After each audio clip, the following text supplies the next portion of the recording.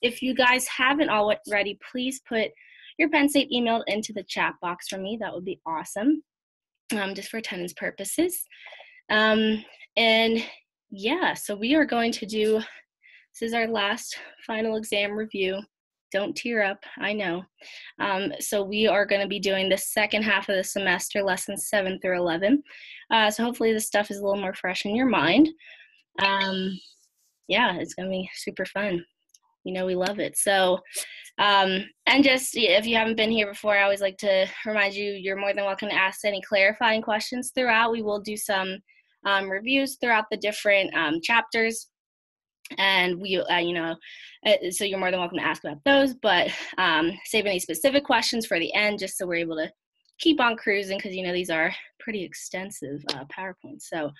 So yeah, let's get started. So lesson 7 was talking about common distributions. So, you know, this is when we're talking about basically after we do everything, after we find all the information that we need, you know, and we put it onto a distribution, you know, what does this mean in the end? So, so the one we first started talking about binomial random variables, and remember these are just a specific type of discrete random variables. So they're still, you know, they're random variables, but it's like the fact that, remember, discrete means that they can only take on a fixed set of numbers. But in this idea that we're talking about, that it can only have a fixed number of tries or trials there. And then for binomial random variables, the conditions that need to be met is that we do have to have a fixed probability or a fixed number of trials, which is the same idea of having a fixed sample size.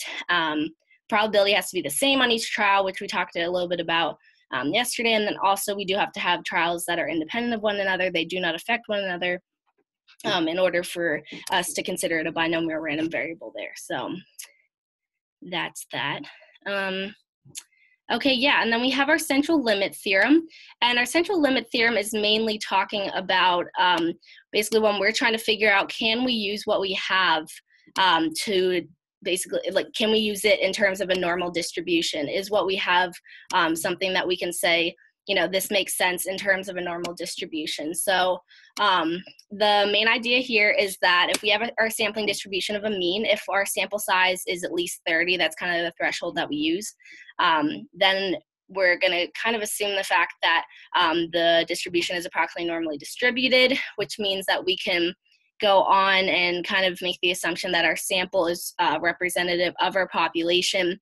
So we can say that the population, or our sample standard deviation, is, you know, basically the same as our population standard deviation, which is this equation here, sigma over square root of n. And then, yeah, so that's basically what that is, talking about mean specifically. That's central limit theorem. And then these are the specific equations that you use to find the mean and standard deviation when you're using this. And like we just talked about, our binomial random variables, those are our quantitative variables, because remember, discrete is a discrete variable does describe a quantitative variable. And once again, like I said, the mean and the standard deviation of a binomial random variable are these two equations here. And we also call the mean of a binomial random variable an expected value, because remember, these binomial random variables are talking about, you know, you have that probability of something happening. So, and, you know, our sample size there are n. So if you multiply your sample size times the probability of something happening, that's kind of showing your long run average if you were to continue going on and keep taking samples, what we think it would average out to. And then, yeah, so our probability of successes is our P, and remember that does have to be the same on every trial. And then remember, our sample size n is another way of saying the number of trials when we are talking about binomial random variables here. Okay. Ooh, a review question already. How exciting. So let's try this one out. So this is just kind of making sure that we understand the equations and the different parts of them. So for a given binomial random variable, that n equals 15 and mu equals 8, go ahead and compute the probability of successes and the standard deviation. So try this one out and put your answer into the chat box there, and then we will go over it together.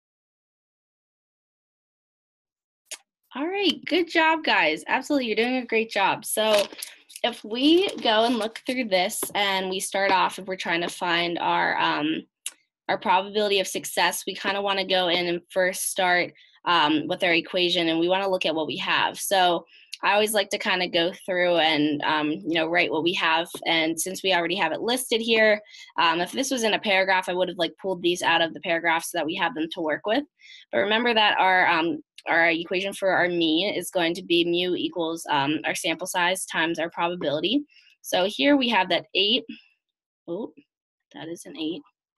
All right, nope, undo. Let's make that nicer. So we have 8 equals n times p, so that's going to be 15p.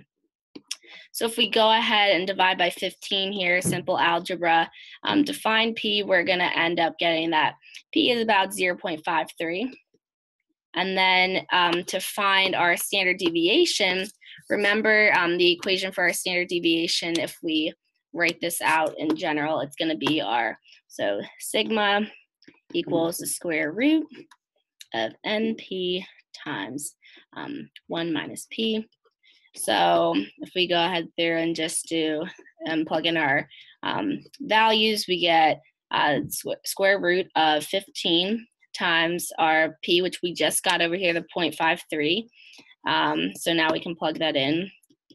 And then we go ahead and then just do times 1 minus 0.53, which is our probability, remember again. And then if we were to solve this out, we're going to get approximately 1.93. So that is our final answer. Yes. Hello. Roommate, hey. You're going to be on YouTube. You're going to be famous. Already there, man. Okay. Guest appearance. Good night. Okay. People about lost my train of thought, but that's fine. Oh, okay. Yeah, that's how we find it. Those are the 2 answers. So you guys did great with that. You definitely got them both. So woohoo. All right. Let's keep cruising. All right, so already on lessons 8 and 9. So this is where we were talking about inferences, and we had 1 sample, 2 samples, the different, this is when we started doing like hypothesis tests, depending on those. So look at that formatting. SMH Anne Marie. All right, so what this should have is saying the rule of sampling proportions.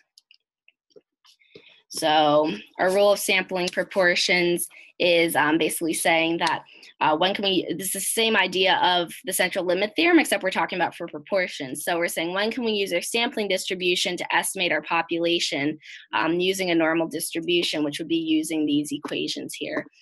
So remember, for central limit theorem, our sample size had to be at least 30. So the conditions that have to be met for rule of sample proportions are going to be the n times p has to be 10, and technically we discuss this as being the successes. And then we have the failures here, aka not you guys, because you're great. Failures, and so that's kind of how we interpret them. But those are the 2 conditions that have to be met. So we have our distribution of sample proportions. If they are met, then we can say that that the idea of it is if we take a bunch of samples of from the same population, then we're going to say that the sample is approximately normally distributed. So that's all that is. And there's the equations, just like we did for the means. Those are the equations to find the mean and standard deviation of proportions there. So, yay. All right. Okay, so hypothesis tests. Like I was saying yesterday, remember, hypothesis tests are quite the topic that we talk about. It's the basis of everything. So we're just going to go through here. If we're talking about means first, and we're going to do a hypothesis testing for a mean, so just one mean. So remember the 5 steps of our hypothesis test. We're going to first check those assumptions. write our null and alternative, and then we do have to have quantitative data that is randomly sampled for this first condition there. So yeah, data have to be quantitative. Remember, means are have the relationship with being quantitative data, and then our proportions have the relationship with being categorical. So once again, if we're doing hypothesis testing for a mean, we are going to, these are the assumptions that have to be met that I just said. And then we also refer to this as a one sample t-test. And that's just another name for it if you see that. So it's just a hypothesis testing for a mean. So, and then I won't go too far into each of these. You know, I have this table for each different hypothesis test, but this is basically showing you, you know, what the relationship between your research question and then your null and alternative hypotheses, like how you would write them.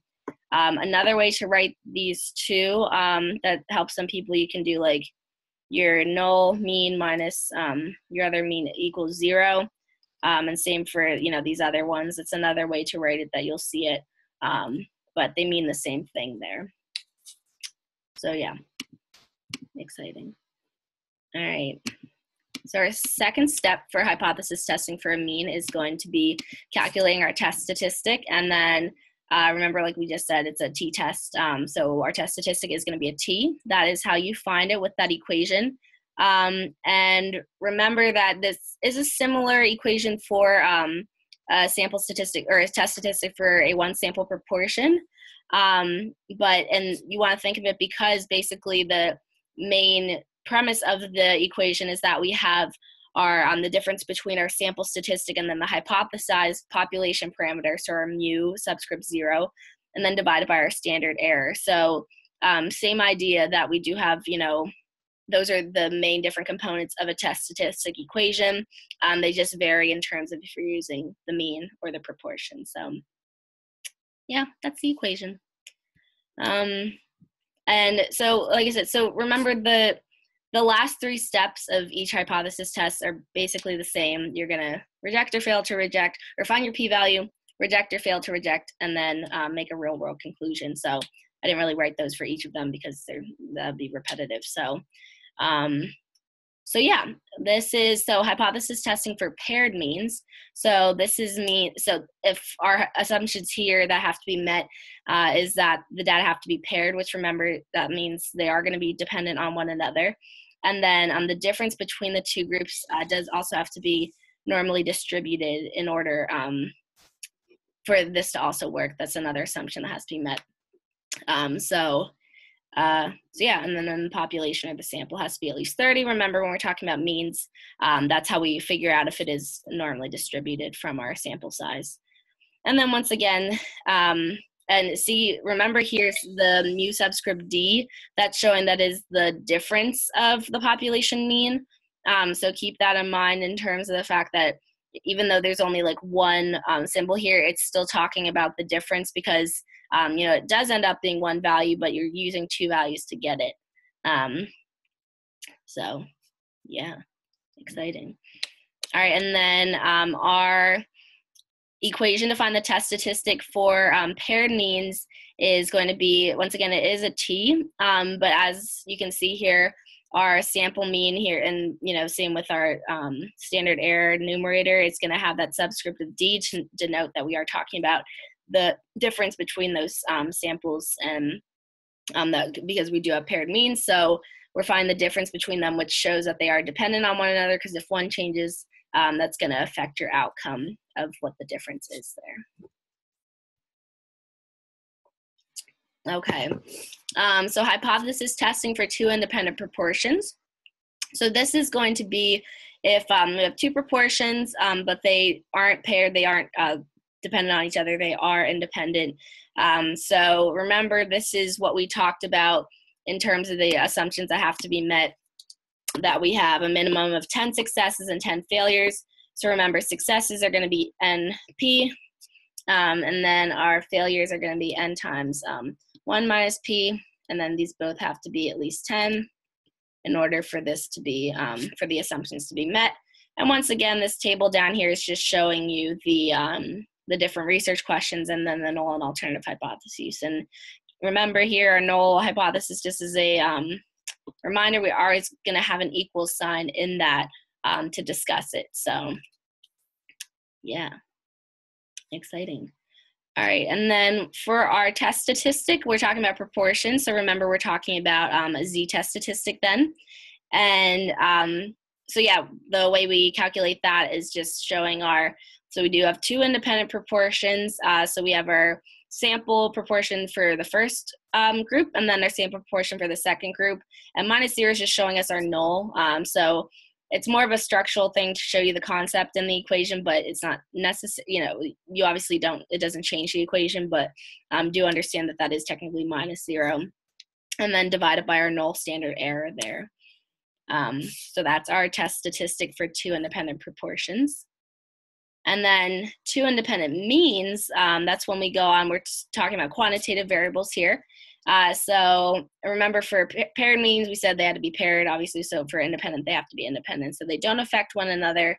And same idea that they do have to be normally distributed. So if it's stated that they're normally distributed, we can meet that assumption. If it's not stated, we want to make sure that both sample sizes are greater than or equal to 30, according to the central limit theorem. So, and make sure it is for both of them, because we're talking about two means. And even though they're independent of one another, they still have to both be at least 30. So yeah, woohoo. This formatting got me sad. Okay, so this is talking about hypothesis testing. That's all it says, is hypothesis testing for two independent means. And this is just talking about our test statistic, which, since remember, when we're talking about means, we do use t. And then, remember, if we were just talking about for a t-test statistic for one mean, we would really only be using the first part of this equation to find our t-test statistic. But since we're talking about two of them, because it's independent means, we do want to make sure that we use the second part of the equation to take that into account for our final answer. All right, let's try a review problem. Yay. All right, so this says, based on the 2000 census, 31.8% of Penn State students have visited the creamery at least 5 times in the past year.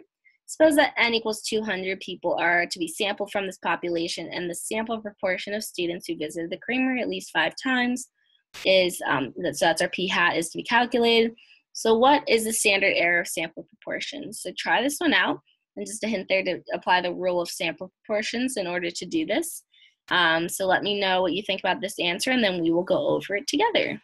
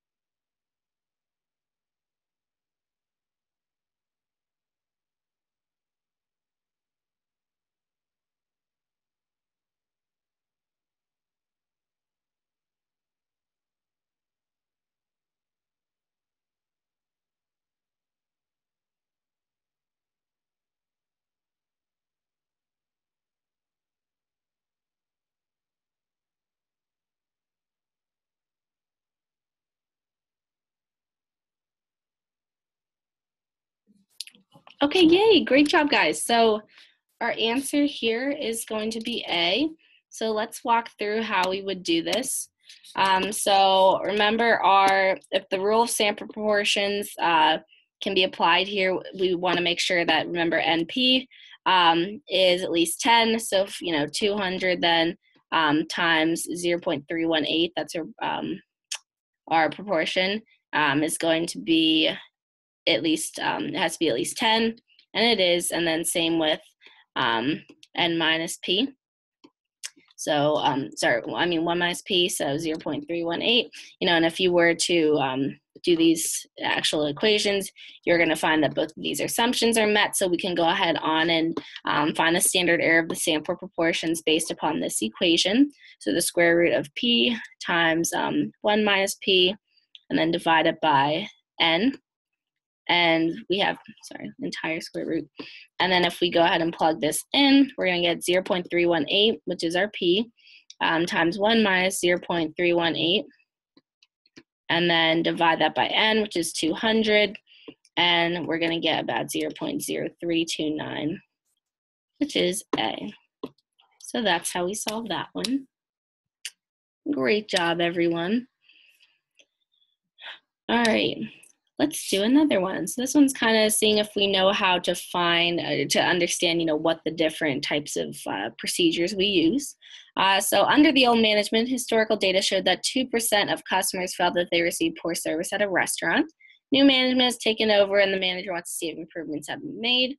You're asked to analyze the data of a random sample of 100 comment cards to see if less than 2% of the customers state that they received poor service during their visit. So which of the following procedures will be used to answer this question? So read through these options and pick one and let me know what you think about it.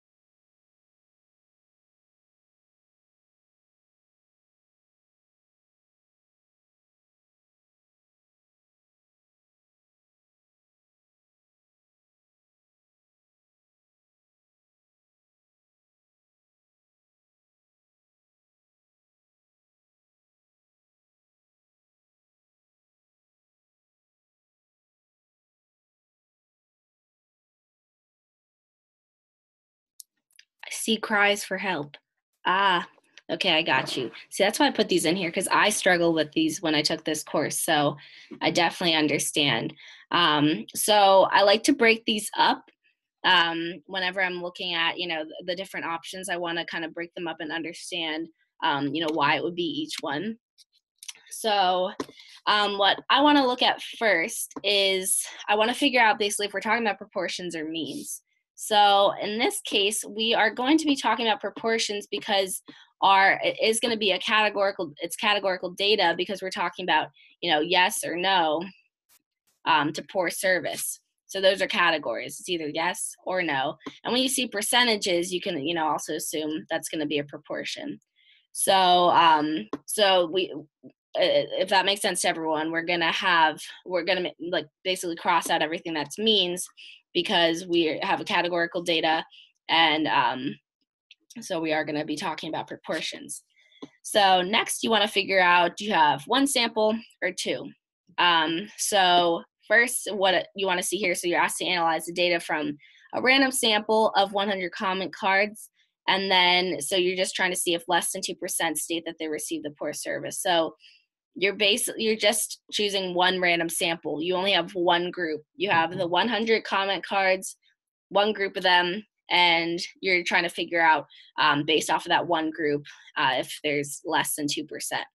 So in this area, you're trying to figure out, okay, well, we only have one group. If it were to say you take a random sample of 100 comment cards from Tuesday and 100 comment cards from Wednesday, and then you try to see, between those two, if there's a difference, whatever, that would be when we had two different groups. But in this case, we do only have one because we only have the one sample there, the one random sample. So we can cross out this one. So now we're between the one sample proportion for either the exact method or normal approximation. So remember, our exact method is when we can use that no matter what the shape of the data is. Normal approximation means that the conditions have to be met. So our NP has to be at least 10, and then N times 1 minus P also has to be at least 10. So if these are met, we can use our normal approximation method. So in this case, we want to go ahead through and first try this. So our N is 100, and then our P is 2%, 0.02. So we're going to end up getting, initially, we're getting 2. So that's not 10, that's not at least 10. So we already see that one of our conditions are not met. So we don't really have to go on and check the second one because this one isn't met. So we know that we cannot use this first one because we can't use the normal approximation method because our conditions are not met. Because remember, the conditions are saying that you can assume that the distribution is approximately normal, but in this case, we can't assume that. So that's where our answer would be the one sample proportion exact method, because we have so we have our proportion because it's categorical. We only have one sample because it's that one sample of 100 comment cards, and then exact method because our conditions aren't met. Does that make sense in any way? Or did I make it more confusing? Yay. Woohoo. So yeah, I always try to break it up. Like, don't look at it as like one big thing. As thank you. I hope it was a good explanation. Because you don't ever look at it as like one big thinking, does this look like a one? So, like, that's always try to break it up. That's why I really always go down and think, each step first, is it this or this? And then cross out, process of elimination in that case. So, oh, they are? Okay, yeah. I never see like the quizzes or exams or anything. So, I don't know, but yeah, okay, that's good. But yeah, that's another thing that if you like make an assumption, based upon it, then that's always, that can definitely cause some trouble. And then forgetting some steps, because you can get to the point where it's a one sample proportion, which is good, because, a lot of you understood that, but then forgetting to check your, the conditions, and that's going to tell you if it's going to be the exact method or the normal approximation method. So that's where we find that. So great job. Okay, awesome. You guys are definitely thinking. Thank you for asking questions. You're doing a great job. Hopefully that clarifies some stuff. I put these kind of questions in here for a reason because I know they're a little tricky. And like I've said before, go ahead back onto the videos for, lessons 8 and 9, where we talk more about these in depth, and there's more sample problems for those that I walk through. So you can try those, and that might, that gives you some extra practice too. So just a suggestion. All right, so let's talk about lesson 10. So this is our one-way ANOVA test. These last couple lessons were pretty short. So let's go through these. So a question that's often asked is, why wouldn't we just do a bunch of t-tests if we're trying to find this information? And we won't want to do that because we would have to do so many tests in order to do this. And then the more tests you do, the higher chance you do have of getting a type 1 error. So remember, a false positive, rejecting the null when it's actually true, saying that there is a change when there's no change.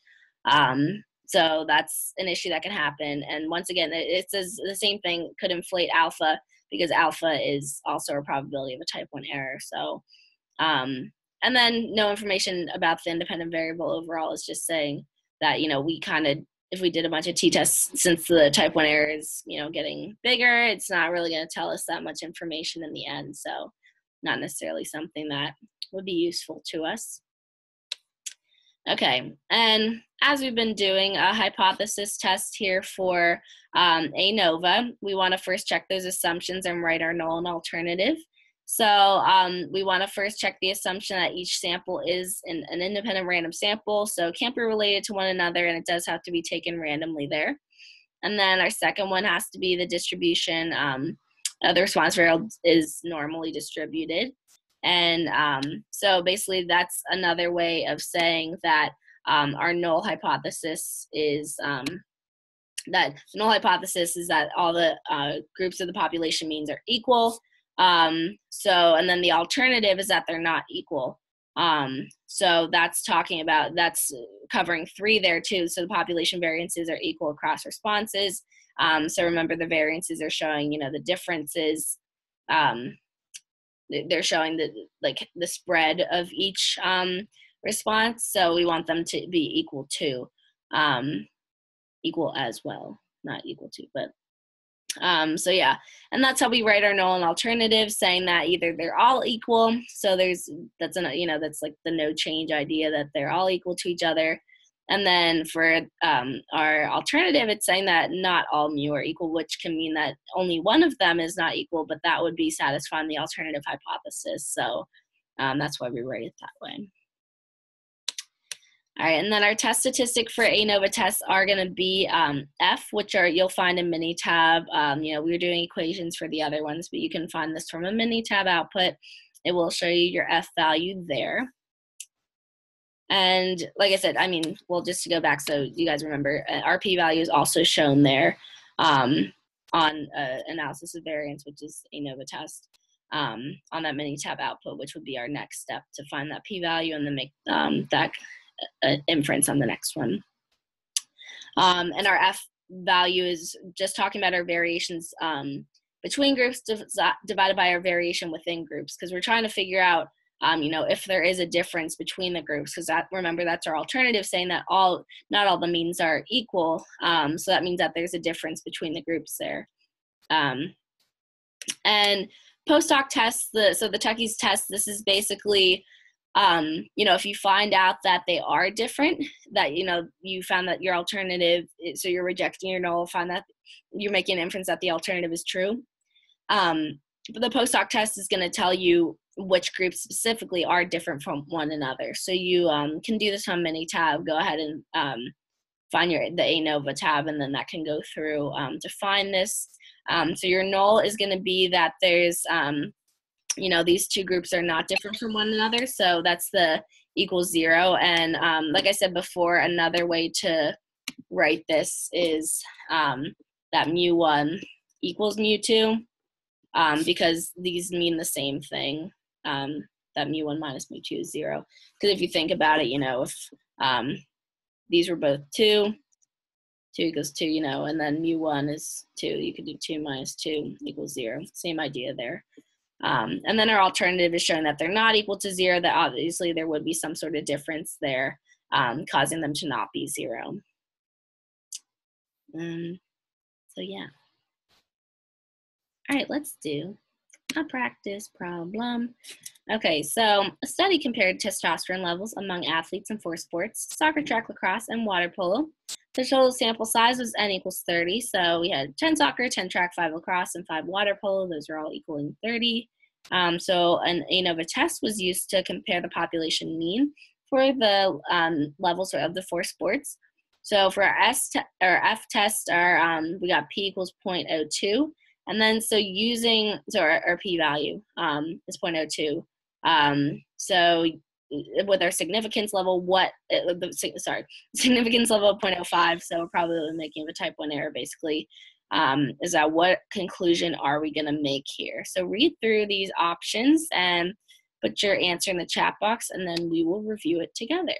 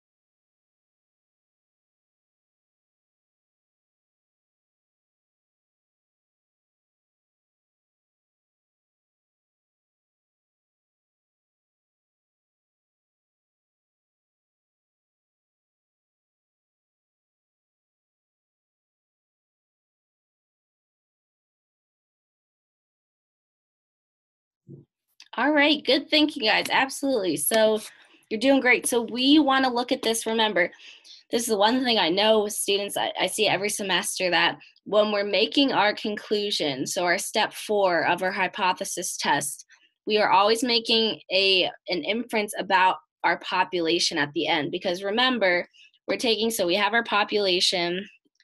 I usually draw this out. So we have our population, and we're taking a sample from that. But then, and we're finding the information about, yes, B. So we're finding the information about, that we're making inference about the population based upon our sample. That's why we want to be representative. So at the end, our inference is going to be, this is going to be our inference, and it's going to be about our population. So, and then, yes, yeah, so since our p-value is less than our alpha, that means that we can reject our null. So we can cross out A and C because those aren't correct. And then the main difference here is that we're talking about our population means are significantly different, because that's what we're trying to make an inference about. Because, D it's kind of like we already know that in terms, our sample is showing us that. So but the whole idea is to make that inference about the population. We don't necessarily care about the sample.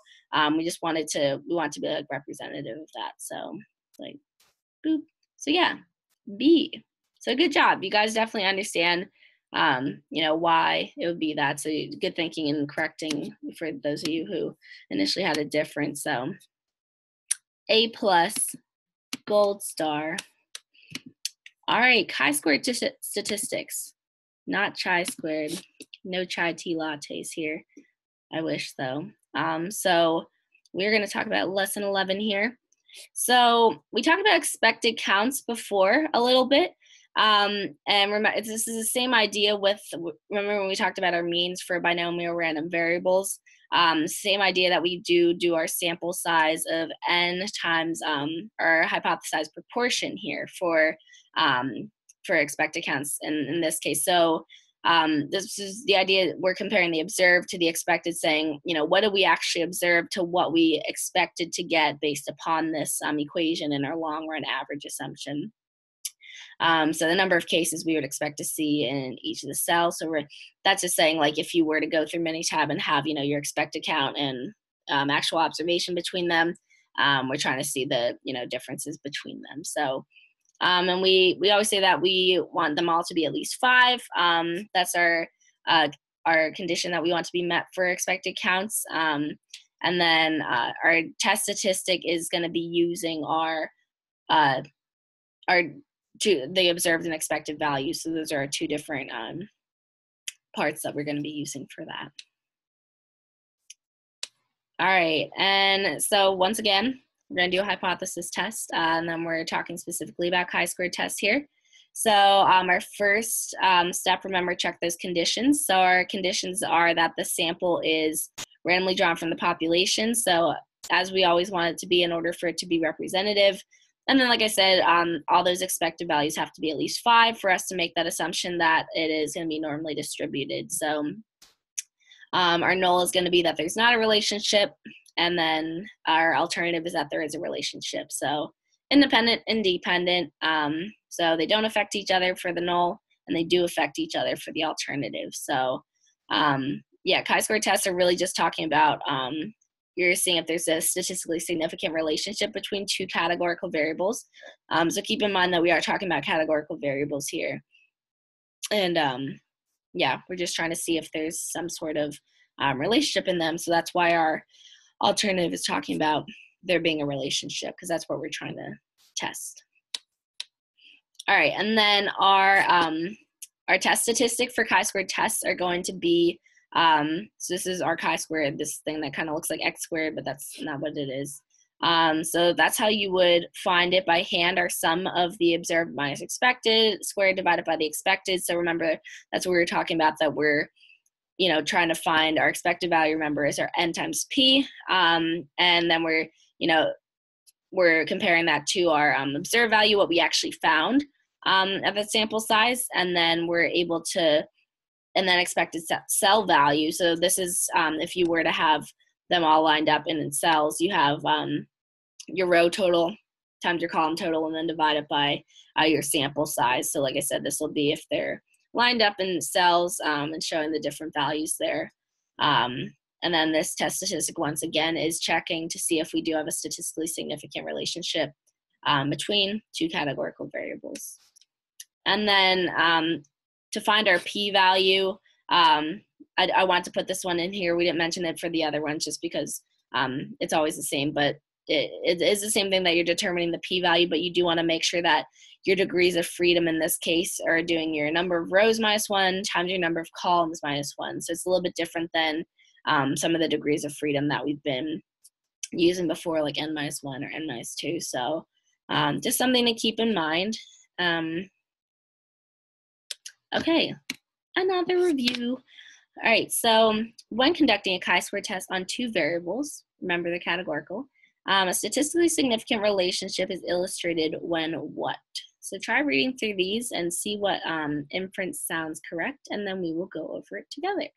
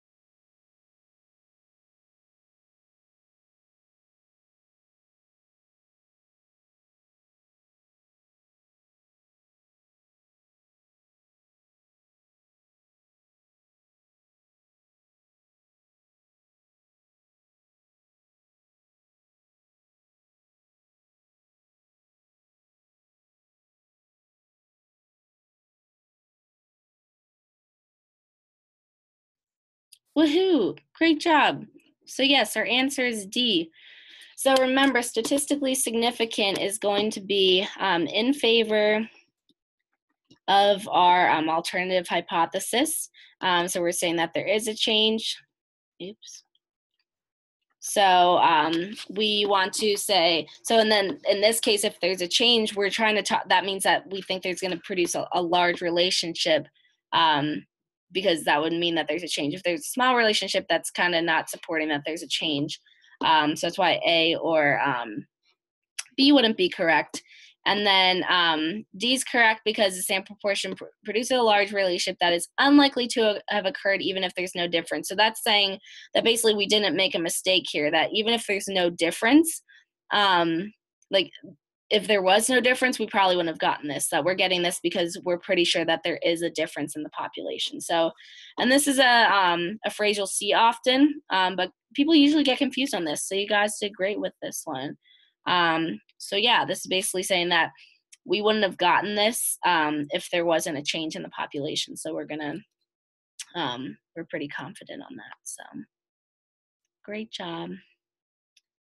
All right, let's try this one. So I give you a table there above, and we have the opinions of 953 respondents in the general social survey to the question, do you approve or disapprove of wiretapping? So the purpose of the research is to examine the relationship between biological sex and approval of wiretapping. And so what is the correct alternative hypothesis for this research study? So seeing if we understand that first step of our hypothesis test in order to get this. So let me know what you think about this one, and then we'll work on it together.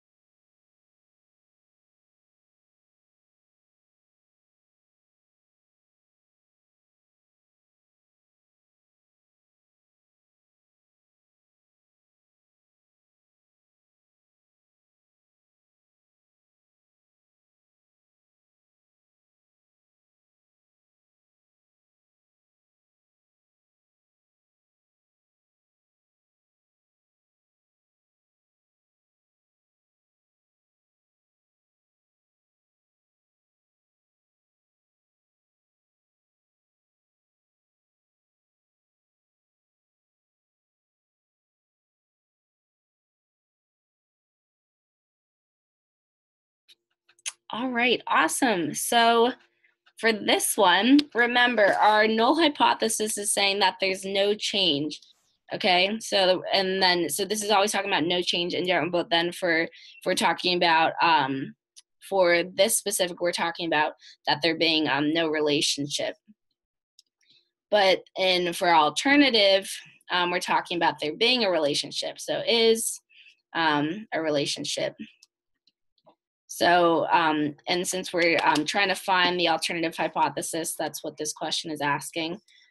We can take off A and B because they're saying that's no relationship. So these are actually, so our null hypothesis would be our first one.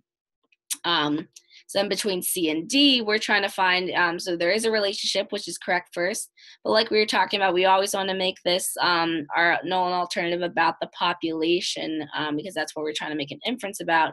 So our answer would be C because D is talking about a relationship in the sample, which is not what we want. We're talking about there being a relationship in the population. So that's why the answer would be C.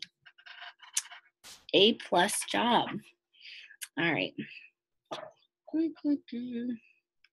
right, last chapter. Oh, so sad. So let's talk about this. So jumping right into hypothesis test for correlation and linear regression, this is where, so the assumptions that we have to meet for the first step is that we have to have both of our variables be quantitative, just like when we're talking about means. And then we do have to have a linear relationship between the two variables in order for us to continue on. So then our null is going to be that rho is equal to 0, meaning that there's no relationship at all. And then our alternative is that there is a relationship, so that rho is not 0. So it could be negative or positive as long as it's between -1 and 1. Your test statistic, unlike the other ones, are just going to calculate it by, well, Chisquared, you get the F statistic from Minitab, but also for this one you will get R for your test statistic, and then your p-value, just a note there that you're going to get for when you do a correlation hypothesis test, it's going to automatically kick out a two-tailed test, the p-value for a two-tailed test. So you're automatically going to get the information for both sides here. But if you're only talking about a one-tailed test, make sure that you do your p-value and then divide it by 2 in order for you to get only one side of it if you're talking about a one-tailed test, so either greater than or less than. And then obviously the last 2 steps are always the same. Decide between the null and alternative and state that real-world conclusion there. All right, in simple linear regression, the name makes sense in the fact that it is only one explanatory variable, which is why it's simple, and then linear because it's a straight line. So those are the assumptions we do have to have met, remember, and we have to have a straight line to use this. And this is just the equation for simple linear regression to find that. So our predicted y value is going to be on that line, and you'll see, we find, residuals in terms of where that predicted y value is on the line, and then in comparison to the what we actually observed. So similar to when we're talking about, expected values and observed values in chi-squared.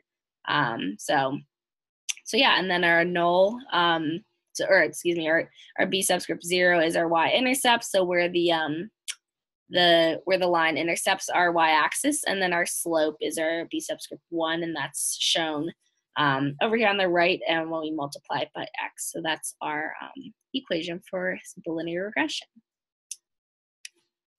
Alrighty, and then our coefficient of determination, this is basically, it's just r squared, but the definition of it is that it's the amount of variation in the response variable that we can explain by the explanatory variable. So remember, our explanatory variable is independent because it's explaining our response variable. So that's just something we've known for a while, but the coefficient of determination is telling you actually how much of that variation in the response variable is actually explained by what we're assuming is the explanatory variable there. So it's kind of getting more specific there in that aspect. Kind of like how in Tucky's test, we already found through like chi-squared that, there is a relationship between the groups or whatever, but then Tucky's is showing, which groups do have that type of relationship or change. All right, let's do a review, 2 more reviews. So a study is conducted comparing a plant's height and average temperature of the environment. The correlation between the plant's height and average temperature for 144 different plants was R equals 0.846. So what is the proportion of variation in plant heights explained by the linear relationship with average environmental temperature? So try finding this one out, and then we will go over it together.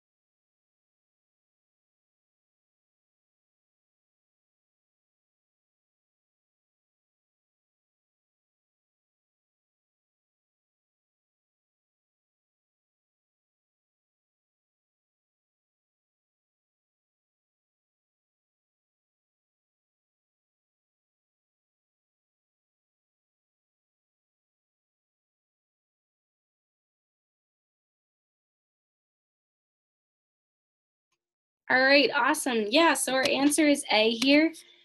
So remember when we're doing our coefficient of determination, we just want to take our R value and square it. So R squared in this case would be 0.846. And we were gonna, equals, and then square that, and we're gonna get about 0.71, it's like about 716, which is about equal to 71.6%. So this is talking about the percent. So 71.6% of our response variable, which is our plant heights, can be explained by our average environmental temperature, because this is going to be our explanatory variable. So our answer is A. So it wouldn't be these other ones. It doesn't really make any sense. This is too small of a percent. This would be if you didn't change it from a decimal to a percent. And yeah, so our answer is A. So great job, guys. All right, one more. So based on the 1988 census data for 50 states in the United States, the correlation between the number of churches per state and the number of violent crimes per state was 0.85. So what can we conclude here? So read through these options and let me know which answer you think is correct, and we will go over it then together.